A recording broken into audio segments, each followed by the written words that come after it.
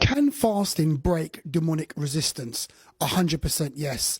Some of you are looking for a breakthrough. You've been praying for breakthrough, seeking God for breakthrough, and the breakthrough hasn't happened at the moment, hasn't happened yet.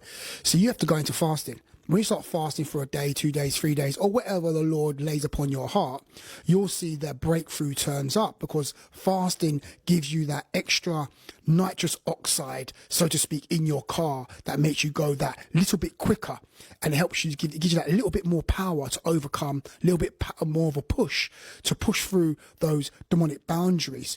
So what happens is that with fasting is very powerful, because your flesh, when you fast, your flesh is being silenced and your spirit begins to come to the surface. You become more spiritual. You become more spiritually sensitive, more spiritually aware. You connect with God more when you're fasting. And sometimes a good fast is what we need to be doing. And as believers, we should be fasting, practicing at least once or at least twice a year. You should be fasting. And I'm saying that at a minimum.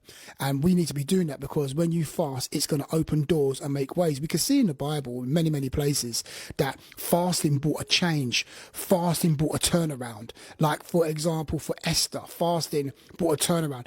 Even for Nineveh with Jonah, fasting brought a turnaround for the people of Nineveh who were evil. They fasted and God forgave them. God decided he's not going to destroy Nineveh. But that was for them in the Old Testament. For us in the New Testament, okay, God is not there trying to destroy us at all. No, we fast because we want the breakthrough. We want to get closer to God. We want to understand what's going on. We want that extra push, that extra spiritual power. We want that extra spiritual connection. And to get that, you could do it through fasting. And obviously, evil spirits don't want you to fast, because they don't want you to be set on fire.